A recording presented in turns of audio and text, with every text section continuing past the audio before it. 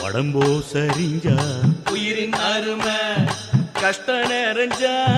கடவுள் அருமை கன்னி பிரிஞ்சா காதல் அருமை அங்கே ஓடி வரும் என் குரலே நெஞ்சை கூறிவிடும் உன்னிடமே என் கை என் உடம்பை காயம் செய்தான் எங்கே கூறிடுவேன் என் உயிரே நீ எந்தன் பாதி இதுதானே நீதி